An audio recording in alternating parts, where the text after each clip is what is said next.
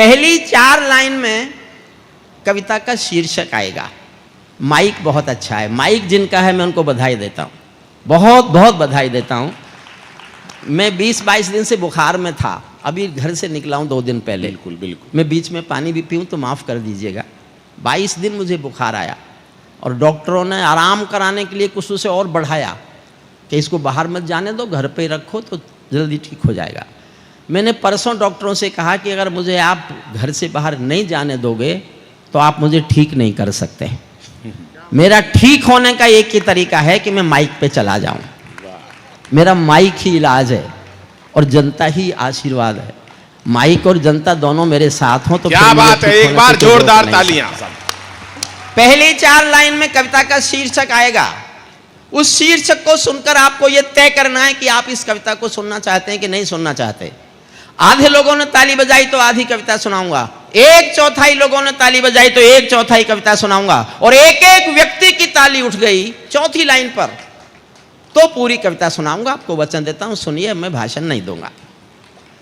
पैरों में अंगारे बांधे सीने में तूफान भरे, वाह। पैरों में अंगारे बांधे सीने में तूफान भरे, आंखों में 2 सागर आंजे कई हिमालय शीश धरे। मैं धरती के आंसू का संतरास नहीं तो क्या गाऊं, मैं धरती के आंसू का संतरास नहीं तो क्या गाऊं, खूनी तालिबानों का इतिहास नहीं तो क्या बात है, वाह वाह वाह वाह वाह वाह वाह।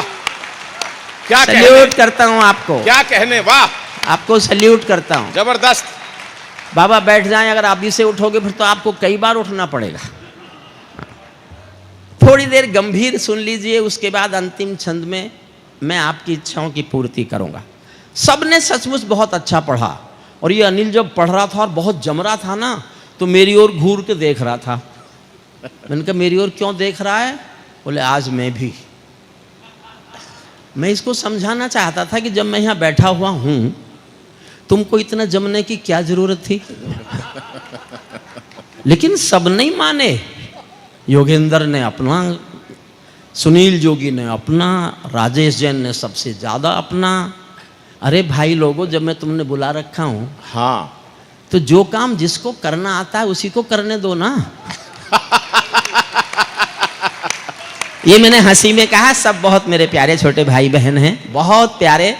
मैं इसके जो इनका बहुत अच्छा असर आप पे पड़ गया है उसे थोड़ा सा कम करना चाहता हूं। मन तो कर रहा है खत्म ही कर दूं। ये आपको बताया जा चुका है कि मैंने शादी नहीं की या हुई नहीं। यही वजह है कि मैंने कभी किसी की दीवार पर अपना पोस्टर नहीं लगाया। मैं दीवार साफ भी करना जानता हूं और उस पर अपने पोस्टर भी लगाना जानता हूं, लेकिन मैं आज केवल अपना पोस्टर लगा रहा हूँ। मुझे दीवार साफ करने की जरूरत नहीं है। आप बहुत भोले अच्छे मन के लोग हैं जो गौ माता के लिए मन में कहीं भी छोटा समर्पण लिए बैठे हैं। वो दुनिया के आम आदमी से अलग आदमी हैं। ये क्या बात है, वाह, बहुत अच्छी बात, अलग हैं वो दुनिया से। क्या कहने। पैरों में अंगारे बांधे सीने में तूफान भरे, आंखों में 2 सागर आंजे कई हिमालय शीश धरे। मैं धरती के आंसू का संतरास नहीं तो क्या गाऊं, खूनी तालिबानों का इतिहास नहीं तो क्या गाऊं, आगामी तूफानों का आभास नहीं तो क्या गाऊं, दुनिया के दादाओं का उपहास नहीं तो क्या गाऊं, दुनिया के दादाओं। ये पर्ची आना शुरू हो, कम से कम 50 पर्ची मेरी कविता पाठ के बाद आनी चाहिए। यहाँ पर 50 पर्ची आएंगी, आप चिंता नहीं करें। हमारे पूज्य महात्मा जी यहाँ बैठे, किसी कवि सम्मेलन में संत आके बैठ जाएं तो वो कवि सम्मेलन तो अपने में ही ऐतिहासिक हो गया, अपने में ही हमारा कवि सम्मेलन हो गया। वाह वाह वाह वाह वाह वाह वाह गुरुदेव। मुझे माफ करना राजेश भाई, आपसे आज्ञा लेकर आधी मिनट बोलता हूं बस। चार्ली चैपलिन एक बहुत बड़े आर्टिस्ट थे हास्य के। उन्होंने एक फिल्म बनाई सिटी लाइट्स। उस फिल्म का उनका उद्देश्य था कि 2 घंटे की फिल्म थी, 1 घंटा 55 मिनट लोग हंसते रहें और अंत के 5 मिनट में लोग रोते हुए बाहर निकलें। जब फिल्म समाप्त हो तो सबकी आंखों में आंसू हों। एक दिन चार्ली चैपलिन को किसी ने बताया कि आइंस्टीन, उस समय के महान वैज्ञानिक, वो फिल्म देखने आए हुए हैं। तो चार्ली चैपलिन जोश में आकर जब फिल्म खत्म हुई गेट पर खड़े हो गए छुपकर। वो देखना चाहते थे कि मेरी फिल्म का आइंस्टीन पर क्या असर पड़ा। कहानी में लिखा मिलता है कि जब आइंस्टीन फिल्म खत्म होने पर बाहर निकले तो अपने आंसू पहुंच रहे थे, पूरा उनका रुमाल आंसुओं से भरा हुआ था। तो चार्ली चैपलिन चिल्ला पड़ा, मैंने आइंस्टीन को रुला दिया, अब पूरी दुनिया की ऐसी तैसी। हमने कवि सम्मेलनों के मंच पर गौ भक्ति के नाम पर एक पूज्य संत को लाकर बिठा दिया। हमारे कवि सम्मेलन का इससे अच्छा और कोई महत्व नहीं हो सकता और इससे अधिक हम कुछ पा भी नहीं सकते। अब मैं सिर्फ कविता सुनाऊंगा, सुनिएगा जी।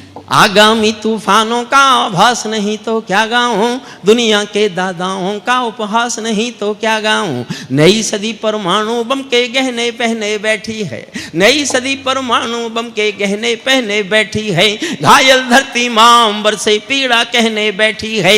पुरवैया बम बंदूकों का जहर उगलते देखी है, विस्फोटों की गर्म हवा से नदी उबलते देखी है।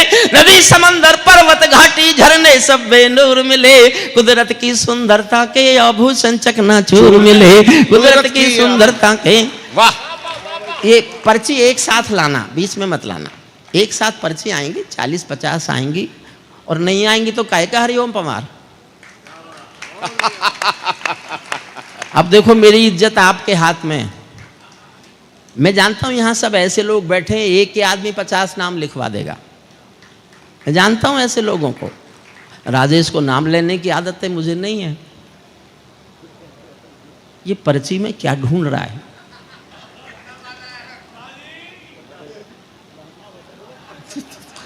देखा अंत के कवि के साथ क्या सलूक हो रहा है। आप मेरा साथ दीजिए, तो ऐसे करते रहेंगे आप। जी जी जी। मैं मेहंदी पायल कंगन के गीत नहीं गाने वाला, मैं मेहंदी पायल कंगन के गीत नहीं गाने वाला। आग छोड़कर चंदन बन के गीत नहीं गाने वाला। मैं उगते सूरज की लाली गाने वाला चारण हूँ। धरती पर मानवता के अधिकारों का उच्चारण हूँ, धरती पर मानवता के अधिकारों का उच्चारण हूँ। अंधियारों में शब्द किरण का उजियारा गाता हूँ मैं, धरती से आतंकवाद का निपटारा गाता हूँ। धरती से आतंकवाद का निपटारा गाता हूं मैं। मेरी कलम कामना गाती है जग की खुशहाली की, लेकिन दिल में आग भरी है दुनिया की बदहाली की। कितना अधोपतन देखूंगा सत्ता के व्याकरणों में, कितना अधोपतन देखूंगा सत्ता के व्याकरणों में। गांधी लिंकन बुद्ध पड़े हैं चरमपंथ के चरणों में। और 2 पंक्तियों पर तालियां थोड़ा और जोश में उठें। कितना अधोपतन देखूंगा सत्ता के व्याकरणों में, गांधी लिंकन बुद्ध पड़े हैं चरमपंथ के चरणों में। मुझको ये पूरी दुनिया लाचार दिखाई देती है, चीर हरण के चौसर का दरबार दिखाई देती है। क्या बात है। चीर हरण के चौसर का दरबार दिखाई देती है। गंधारी की धरती पर भूचाल दिखाई देता है, अफगानों का जनजीवन बदहाल दिखाई देता है। तोप मंचों से घायल परिवेश दिखाई देता है, खूनी बाजों के पंजों में देश दिखाई देता है। यूएनओ में दुनिया का विश्वास टूटते देखा है, हथियारों के बल पर कोई देश लूटते देखा है। हथियारों के बल पर कोई देश। थोड़ा और गंभीर होना। राजेश भाई, मैं कल बनारस में था तो किसी पीछे से एक व्यक्ति ने कहा, पमार जी आप बैठ के पढ़ रहे हैं, लगता है आप बूढ़े हो गए। तो मेरे मुंह से एक जवाब निकला, आपके सामने भी बोल रहा हूं, जो मुझे जानते हैं मैं उनकी प्रतिक्रिया जानना चाहता हूं तालियों के माध्यम से। उन्होंने कहा आप बूढ़े हो गए आप। मैंने कहा सूरज जब शाम को ढलता है ना, तब भी उसका नाम सूरज ही होता है। क्या बात है। वाह वाह वाह वाह वाह वाह। तब भी उसका नाम। 6 पंक्ति पढ़ता हूं, मेरा साथ देना। मैं सूरज के साम्राज्य से आंख मिलाने वाला हूं, मैं सूरज के साम्राज्य से आंख मिलाने वाला हूं।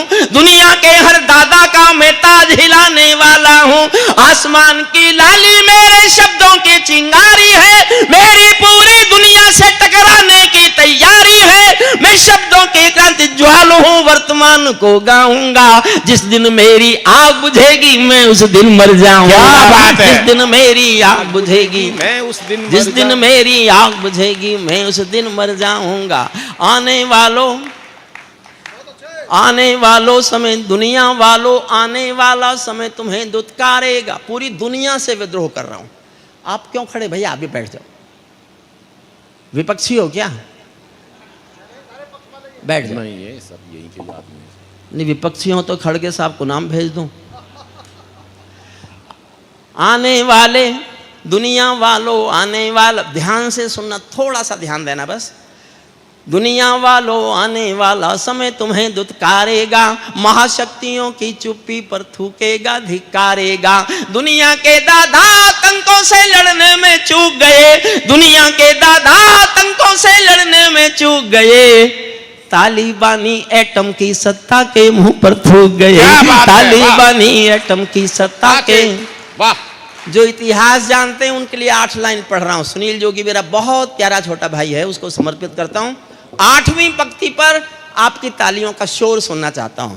तालिबानी आतंकों की शैली गढ़ने वाले हैं, तालिबानी आतंकों की शैली गढ़ने वाले हैं, तालिबानी बर्बरता की सीढ़ी चढ़ने वाले हैं, तालिबानी यादों में लादेन छिपा कर बैठे हैं, अपनी आंखों में पिंडी के नैन छिपा कर बैठे हैं। ये भारत के यान हरण की दर्द भरी दुर्घटना है, काबुल के दूतावासों में विस्फोटों की घटना है। इनके कारण हम जेलों से कातिल छोड़े बैठे हैं, ये गौतम बुद्धा की प्रतिमा बम से तोड़े बैठे हैं, ये गौतम बुद्धा की प्रतिमा बम से तोड़े।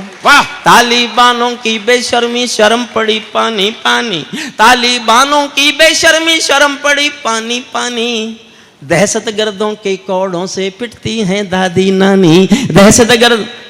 800 साल पुराना पाषाण युग। लड़की पढ़ने नहीं जाएगी, दुकान पे नहीं जाएगी, स्कूल नहीं जाएगी, बिजनेस नहीं करेगी, कोर्स नहीं करेगी, किसी के साथ घर से बाहर निकलेगी नहीं। और पूरी दुनिया देख रही है, एक देश में पाषाण युग आ गया। इस पर एक लाइन पढ़ता हूं। तालिबानों की बेशर्मी शर्म पड़ी पानी पानी, दहशतगर्दों के कौड़ों से पिटती हैं दादी नानी। उनको कोई फर्क नहीं है उनके जीने मरने की, उनको कोई शर्म नहीं है उनके जीने मरने की। औरत केवल काया भर है बच्चे पैदा करने की, औरत केवल काया भर है बच्चे पैदा करने की। 7 समंदर इनका दामन साफ नहीं कर सकते हैं, अल्लाह भी इनके पापों को माफ नहीं कर सकते हैं। काबुल के हर चौराहे पर चीख सुनाई देती है, हर अफगानी सीने पर बंदूक दिखाई देती है। मैंने भू पर मानवता के प्राण अटकते देखे हैं, जब यानों के पहियों से भी लोग लटकते देखे हैं, जब यानों के पहियों से भी लोग लटकते। थोड़ी छोटी करता हूं कविता। और मेरा विद्रोह देखना दुनिया के सबसे बड़े दादा के खिलाफ। जिस मुल्क के खिलाफ भारत नहीं बोल सकता, उसके खिलाफ मैं बोल रहा हूं। तो अंदाजा लगाओ भारत ज्यादा शक्तिशाली है कि मैं? अभी सबूत देता हूं, मैं बोल सकता हूं, सरकार नहीं बोल सकती। और आपको लगे ठीक बोल रहा हूं तो तालियां बजाना। तालिबानी जिनके अब्बा आका तुम थे अमेरिका, किसने बनाया? तालिबानी जिनके अब्बा आका तुम थे अमेरिका, इनको रूस से लड़वाने के खाका तुम थे अमेरिका। इनकी ट्रेनिंग इनका पोषण भूल गए क्या अमेरिका? अपनी खुदगर्जी में शोषण भूल गए क्या अमेरिका? तुमको अपने पापों के ही अंक मिले हैं अमेरिका, अपने पाले सांपों के ही डंक मिले हैं अमेरिका, अपने पाले सांपों के ही डंक मिले हैं अमेरिका। तुमने जिनका अंत लिखा था उन्हें जिलाकर चले गए, खत्म करने आए थे 20 साल पहले। तुमने जिनका अंत लिखा था उन्हें जिलाकर चले गए, तुमने जिनका अंत लिखा था उन्हें जिलाकर चले गए। आतंकों के साए को तुम हाथ हिलाकर चले गए, भोले भाले अफगानों का हृदय तोड़ कर चले गए, जहरीले सांपों के घर में दूध छोड़ कर चले गए। जिस दिन काबुल से अमेरिकी हाथ छूटते देख लिया, हमने दुनिया के दादा का दम्भ टूटते देख लिया, हमने दुनिया के दादा का दम्भ टूटते देख लिया। मैं दुनिया को बतलाता हूँ अमेरिका की चतुराई, दोहा में ही लिख बैठे थे समझौते की चौपाई। और 2 लाइन और उठाना साहब। अमेरिका की समझाता हूं मैं तुम सबको चतुराई, दोहा में ही लिख डाली थी समझौते की चौपाई। ये समझौता नहीं समर्पण कर बैठे हो अमेरिका, ये समझौता नहीं समर्पण कर बैठे हो अमेरिका। अपनी महाशक्ति का तर्पण कर बैठे हो क्या बात अमेरिका, है? अपनी महाशक्ति का तर्पण कर बैठे हो अमेरिका। क्या अमेरिका यूं ही अपने रिश्ते नाते तोड़ गया, अपने हथियारों को हेलीकॉप्टरों को छोड़ गया? सच तो ये है अमेरिका ने बहुत दोगला पेच दिया, भोले भाले अफगानों को तालिबान को बेच दिया, क्या बात? भोले भाले अफगानों। को तालिबान को। देखिए साहब, कविता इतनी थी, इतनी कविता लिखी गई थी, लेकिन जिस दिन मैंने कविता खत्म की उसी दिन मैंने प्रेस प्रवक्ता सुन लिया तालिबानियों का। 2021 में 15 अगस्त को 7-8 बार ये टेलीकास्ट हुआ, भारत के टीवीज पर आया। उनका प्रेस प्रवक्ता बोल रहा है, we have got our motherland back, Kabul and total Afghanistan, our next target is the jihad in the Jammu and Kashmir and we will support due to brotherhood the jihad of the Kashmiri Pandits and we will get it liberated. तो मुझे लगा कि इनके इरादे बहुत गलत हैं। घोषणा कर रहे हैं हमारा अगला लक्ष्य जम्मू कश्मीर की आजादी है, हम भाईचारे के नाते उनका समर्थन करेंगे, और उसके सबूत मिले। जो हथियार अमेरिका ने अफगानिस्तान में छोड़े वो ड्रोन से कश्मीर में गिराए गए। तब मैंने अंतिम छंद दुनिया के लिए लिखा है। क्या बात, ये सुन लीजिए जी। ए भैया, अरे भैया बैठ जाओ, पानी दे दो। बस ये अंतिम छंद है।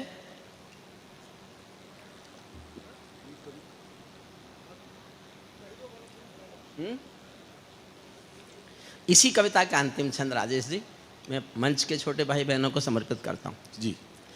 अब आपसे एक बार भी नहीं कहूंगा ताली बजाइए, अब आपसे ये कहूंगा कि आप अपने को ताली बजाने से रोक के दिखा सको तो रोक के दिखाइए। क्या बात है, वाह वाह वाह वाह वाह वाह वाह वाह। अब मैं बताता हूँ ताली कैसे बजती है। मैंने गंभीर कविता लिखने की गलती कर ली तो मैं इसलिए कह के कि ध्यान से दे दो, इनसे सुन लो। अब मुझे कुछ कहने की जरूरत नहीं। ताली बानो अपने घर में नाचो कूदो खेल करो, अंतिम छंद है। ताली बानो अपने घर में नाचो कूदो खेल करो, जिससे चाहो जंग करो तुम, जिससे चाहो मेल करो, लेकिन मेरे कश्मीर के सपन देखना बंद करो। पाकिस्तानी गरम तवे पर हाथ सेकना बंद करो, पाकिस्तानी गरम तवे पर हाथ सेकना बंद करो। तालिबानी अब्बा चाचा जो भारत में आएंगे, तालिबानी अब्बा चाचा जो भारत में आएंगे, ओसामा की तरह कफन के बिन दफनाए जाएंगे, ओसामा की तरह कफन के बिन दफनाए जाएंगे। हम घाटी में आतंकी अभियान को चलकर रख देंगे, कोयल के घर कौवों का अरमान को चलकर रख देंगे। हम घाटी में आतंकी अभियान को चलकर रख देंगे, कोयल के घर कौवों का अरमान को चलकर रख देंगे। जो घुस बैठी घाटी में बारूदी गर्म हवा देंगे, हम उनको जन्नत की 70 हूरों से मिलवा देंगे। हम उनको जन्नत की 70 हूरों से, हम उनको जन्नत की 70, हम उनको जन्नत की 70 हूरों से मिलवा देंगे। चंद किराए के ये गुंडे और तमंचे पिंडी के, चंद किराए। हुजूर बैठिए प्लीज, आपसे कह रहा हूं आदरणीय, वापिस आओ, अपनी जगह बैठ जाओ। ये भारत की लोकसभा नहीं है जिसका मन करेगा उठ के चल देगा। क्या बात है, वाह वाह वाह। कोई उठना मत, जुड़िए मुझसे। और जितना जोश आप में ताली बजाने का है, मैं देखना चाहता हूं जोश आप में ज्यादा है कि पढ़ने का मुझ में ज्यादा है।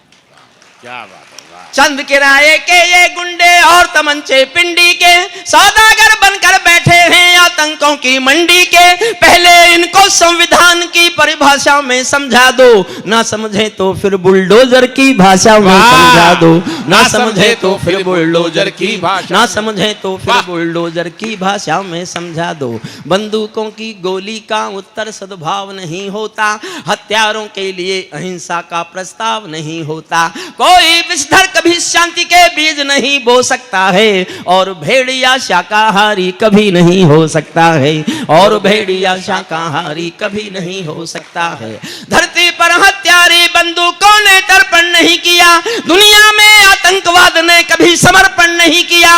ये केवल कुचला जाता है, दूसरी राह नहीं होती। संकल्पों के निर्णय को जग की परवाह नहीं होती। जिस दिन भारत आतंकों पर पूर्ण विजय पा जाएगा, उस दिन पाकिस्तान हमारे चरणों में आ जाएगा। उस दिन पाकिस्तान हमारे चरणों में आ जाएगा।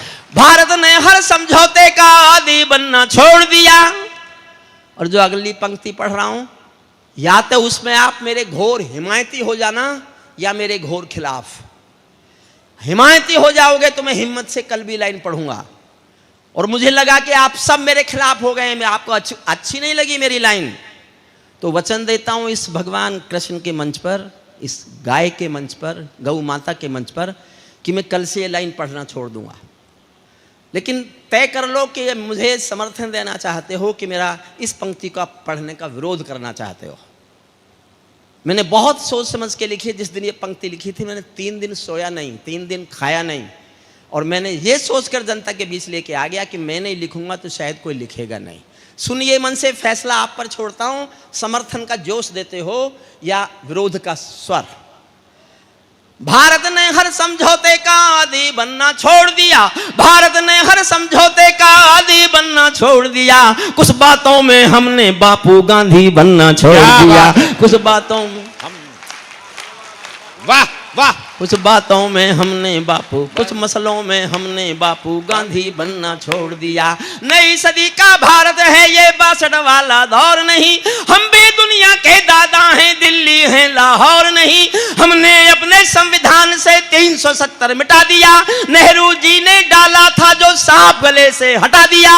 उरी का उत्तर घर में घुसकर चोट से देना सीख लिया। पुलवामा का उत्तर बालाकोट से देना सीख लिया। क्या बात है। पुलवामा का उत्तर बालाकोट से देना, पुलवामा का उत्तर बालाकोट से देना सीख लिया।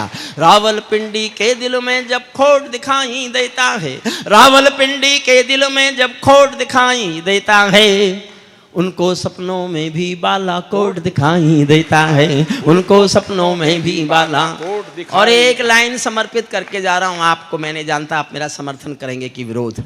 बालाकोट रावलपिंडी के दिल में, देखो समर्थन करो तो ऐसा करना मैं अपने घर मेरठ जाऊं तो मैं भूलूं नहीं मेरठ तक कि आपकी तालियां मेरा पीछा करें, और इसका भी विरोध करना चाहो तो चुप रहने का अधिकार आपके पास सुरक्षित है। रावलपिंडी के दिल में जब खोट दिखाई देता है, उनको सपनों में भी बालाकोट दिखाई देता है। हमने डर को कूटनीति से दूर हटा कर रखा है। हमने डर को कूटनीति से दूर हटा कर रखा है। दिल्ली के सिंहासन पर एक शेर बिठा कर रखा है। वाह वाह वाह, भारत माता की क्या कहने। वाह वाह वाह वाह, गजब। वाह वाह वाह वाह वाह वाह, क्या बात है दद्दू। आखिरी लाइन और सुन लीजिए। वाह। रावलपिंडी के दिल में जब खोट दिखाई देता है, उनको सपनों में भी बालाकोट दिखाई देता है। हमने डर को कूटनीति से दूर हटा कर रखा है। दिल्ली के सिंहासन पर एक शेर बिठा कर रखा है। दिल भारत की संसद ने कसमें खा खा कर स्वीकार, जो हमारे दोस्त योगेंद्र ने कहा वही कह रहा हूं, भारत की संसद ने कसमें खा खा कर स्वीकारा है। पाकिस्तानी कब्जे वाला सब कश्मीर हमारा है। दिल्ली के सिंहासन से कल निर्णय जाने वाला है। पाकिस्तानी कब्जे वाला वापस आने वाला है। पाकिस्तानी। बहुत बहुत धन्यवाद, बहुत बहुत आभार, बहुत बहुत। अरे एक 4 पंक्तियां और सुनो, एक बार तालियां जोरदार बजाओ दद्दू। बैठो बैठो, 4 पंक्तियां सुनेंगे दद्दू की। Once more. हाँ बैठे, देखिए। एक बार सारा सदन हाथ खड़े करके तालियां बजाएं। हेलो, 1 मिनट के लिए बैठ जाओ पीछे वालों। समापन शहीदों को याद करके करेंगे। ये भी देखिए कल 15 अगस्त, कल 15 अगस्त है। क्या बात है। आप चाहते हैं कि नहीं चाहते? शहीदों को याद करके कार्यक्रम का समापन होना जी। आप सब बैठ जाओ। मैं बहुत अनुशासित सिपाही हूँ। हाँ। मुझे भी जितना समय दिया गया था मैंने भी उतने समय पढ़ा। अब ये आदेश है संचालक जी का, तो मैं उस आदेश का पालन। नहीं भाई साहब, प्रार्थना है, आदेश तो मैं दे नहीं सकता आपको। दे भी लो तो उसका होता क्या है, होना क्या है मुझे पता है। अच्छा, कोई कह रहे हैं वंस मोर, अंग्रेजी की टांग मत तोड़ो। वंस मोर का मतलब होता है इसी कविता को फिर सुनाओ। वन मोर कहो या एक और कहो, भाई कम से कम कवि सम्मेलन की परंपरा को तो ध्यान में रखो। मैं एक अच्छी कविता सुनाता हूं जिसके लिए राजेश जी का आदेश है जी। और ये मेरे जीवन की एक मंच पर पढ़ी जाने वाली सबसे अच्छी कविता है। केवल 4.5 मिनट। मुझे 50 साल हो गए मंचों पर साहब। मैंने 50 साल से आंसू की आग गाने का दावा भी किया और कोशिश भी की और हिम्मत भी की। मैं 50 साल से आंसू की आग गा रहा हूं। क्या कहने। मेरी केवल एक कविता है जिसमें मेरी आग के आंसू हैं। शब्दों पर ध्यान दीजिए। मैंने 50 साल आग के आंसू गाए हैं, 50 साल आंसू की आग गाई है। एक कविता में मेरी आग के आंसू हैं। क्या बात है, वाह वाह वाह। केवल 4.5 मिनट की कविता है। जिनको जाना है उठ जाए, इसके बीच में कोई ना उठे। मेरे पास कविता के नाम पर अगर कुछ है तो ये है, बाकी शोर बहुत है मेरे पास। और जब से मैंने इस देश की संसद को शोर होते देखा है, तब से मैंने निर्णय किया कि देश शोर सुनता है, कविता नहीं सुनता। शोर सुनता है, चाहे वो किसी का हो शोर। मन से सुनिए। मेरे मेरठ रहता हूँ मैं। करगिल के युद्ध में कैप्टन मनोज तलवार एक कैप्टन साहब थे, मेरठ कॉलेज के विद्यार्थी थे। वो शहीद हुए। उनका पार्थिव शरीर मेरठ आया। मैं भी अंतिम संस्कार में गया। बहुत भीड़ थी। मैं आगे जाके अंतिम दर्शन तो कर नहीं पाया, भीड़ में बहुत पीछे था। लेकिन मैंने उसी भीड़ में भीगी पलकों से एक छोटी सी कविता लिखी जी। वो कविता के नाम पर मेरे पास सबसे अच्छी कविता है। स्वागत है। ताली चाहे मत बजाइएगा, एक मन से अच्छी कविता सुन लीजिए। मैं श्रद्धेय बाबूजी जगदीश मित्तल साहब, हमारे हंसराज जी हैं, और यहाँ जो सब जितने श्री पूज्य रमेश जी, जितने भी मेरे, क्योंकि नाम मुझे याद नहीं है सबके, मैं उन सबके चरणों में समर्पित करता हूँ। 15 अगस्त की पूर्व संध्या पर मेरे पास जो सर्वश्रेष्ठ है वो मैं आपको सौंपता हूँ। राजेश भाई का आभारी कि उन्होंने एक अच्छी कविता का आदेश मुझे दिया जी। स्वागत है। एक बहुत 20 सेकंड की कहानी सुनिए। मैंने लिखी क्यों ये कविता।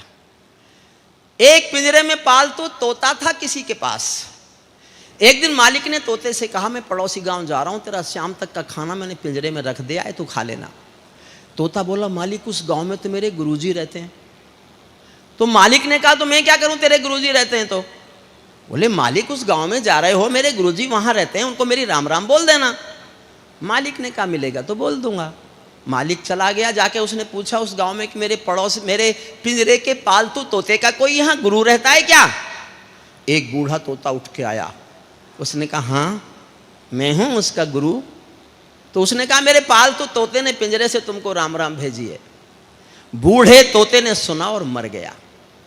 मालिक लौट के आया। तोते ने आते ही पूछा, मेरे गुरुजी मिले क्या। मालिक बोला, काय का तेरा गुरुजी, मैंने तेरी राम राम बोली, वो तो सुनते ही मर गया। इतना सुनते ही पिंजरे का तोता भी मर गया। आप समझना मैं कहना क्या चाहता हूं। पिंजरे का तोता भी मर गया।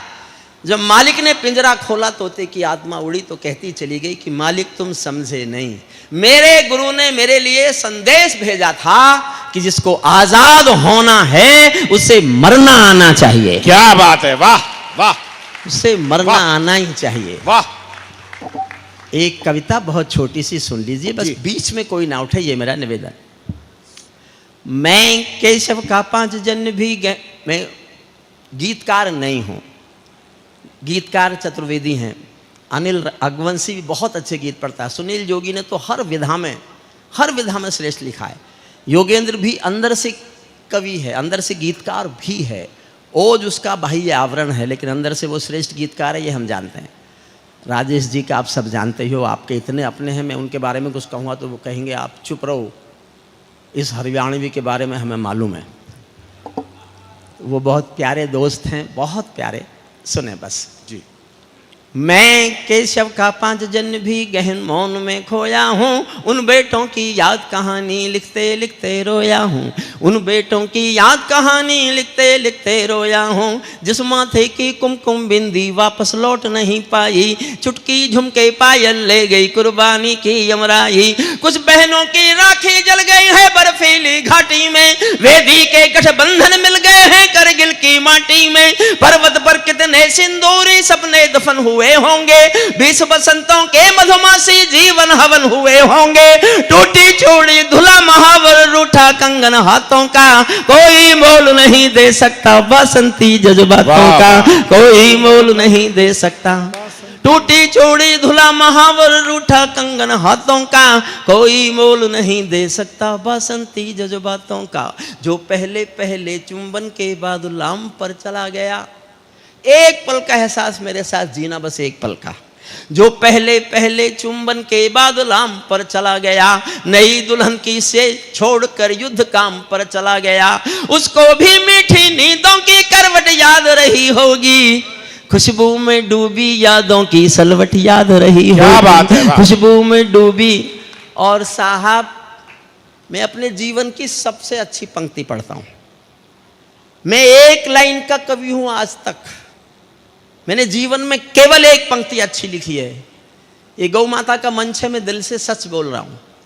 मुझे बहुत प्यार कर देना एक पंक्ति पर, अब मुझे आशीर्वाद देना। मुझे आपका आशीष मिला और मैंने एक पंक्ति और इतनी अच्छी लिख दी, तो मैं कहूंगा मैं 2 पंक्ति का कवि हो गया हूं। क्या बात। आज तक मैं खुद को एक पंक्ति का कवि मानता हूं। मेरी जीवन की सबसे अच्छी पंक्ति इस कब से मैं पढ़ रहा हूं, सुनना। उनको भी मीठी नींदों की करवट याद रही होगी, खुशबू में डूबी यादों की सलवट याद रही होगी।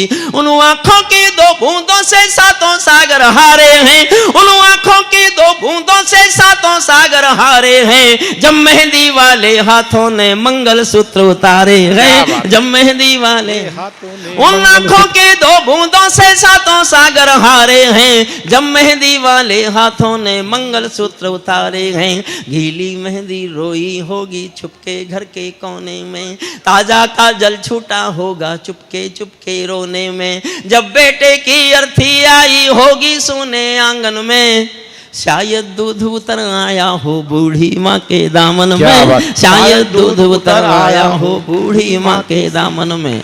वो विधवा पूरी दुनिया का बोझा सर ले सकती है, वो विधवा पूरी दुनिया का बोझा सर ले सकती है, जो अपने पति की अर्थी को भी कंधा दे सकती है, जो अपने पति की अर्थी को भी कंधा दे सकती है। मैं ऐसी हर देवी के चरणों में शीश झुकाता हूँ, इसीलिए मैं कविता को हथियार बनाकर गाता हूँ, इसीलिए मैं कविता को हथियार बनाकर गाता हूँ। जिन बेटों ने पर्वत काटे हैं अपने नाखूनों से, कल्पना करो कैसे लड़ते होंगे -46 और +46 में। मैं एक चर्चा सुनने को मिलता हूँ, कभी कभी मुझे ऑथेंटिक पता नहीं है कि इस चर्चा में कितना दम है। वो चर्चा ये है कि सेना की पेंशन बंद होगी।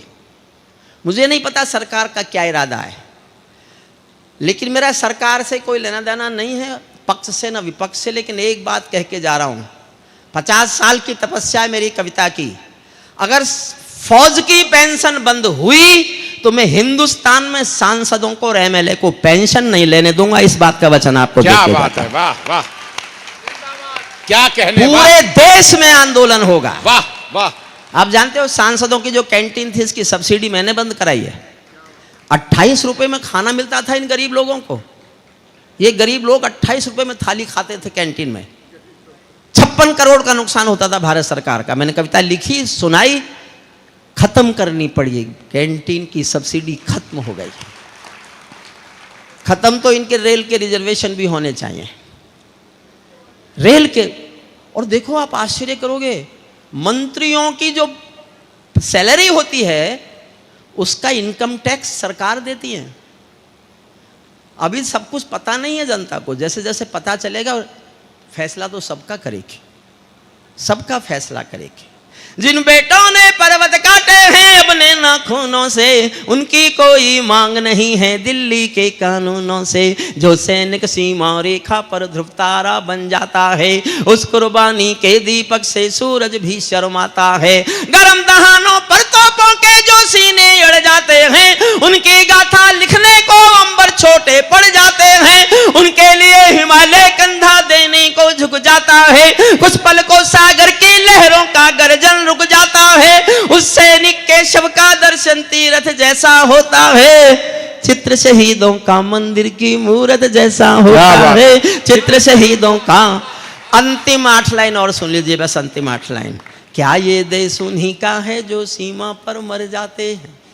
अंतिम 8 लाइन पढ़ रहा हूं। क्या ये देश, क्या ये देश उन्हीं का है जो सीमा पर मर जाते हैं, अपना खून बहा कर टीका संसद कर टीका सरहद पर कर जाते हैं। कोई युद्ध वतन के खातिर सबको लड़ना पड़ता है, संकट की घड़ियों में सबको सैनिक बनना पड़ता है। जो भी कौम वतन की खातिर मरने को तैयार नहीं, उसकी संतति को आजादी जीने का अधिकार क्या नहीं। बात है? उसकी संतति को आजा। अंतिम 4 लाइन सुनना। मेरे घर में नेता बहुत हैं और मैं उनके खौफ में भी रहता हूं, बचपन में पिटा भी हूं, लेकिन मैं 2 लाइन इतनी सख्त लिखना चाहता था नेताओं के, इतनी सख्त कि जिससे ज्यादा खिलाफ कुछ भी नेता को कहा नहीं जा सकता। और इस चालाकी से लिखना चाहता था कि वो सामने बैठे हों तो उनकी समझ में ना आए, और समझ में भी आए तो इतनी देर में आए जब तक मैं निकल लूं। फैसला आप पर छोड़ता हूं, समाप्त करता हूं यहां कविता। अंतिम 2 लाइन में मेरे जीवन की सबसे कठोर पंक्तियां हैं वो, और आपको लगे कि इतना तो हक है कवि को कोई इतना देश के बारे में बोले तो मेरा समर्थन करना। जो अच्छा हुआ वो पसमेठा महाराज का है, उस आश्रम का है, गौ माताओं का है, यहाँ के इन सब आयोजकों का है, यहाँ की जनता का है, राजेश भाई का है। और क्योंकि उम्र में मैं इन सबसे बड़ा हूँ, कहीं कोई किसी भी तरह की छोटी मोटी कमी आपको लगी हो तो उसका जिम्मेदार बड़ा होने के नाते मैं हूँ, मैं उसके लिए माफ़ी मांगता हूँ। इस ऐतिहासिक कवि सम्मेलन को प्रणाम करके अंतिम 4 लाइन पढ़ाता हूँ, सुनना।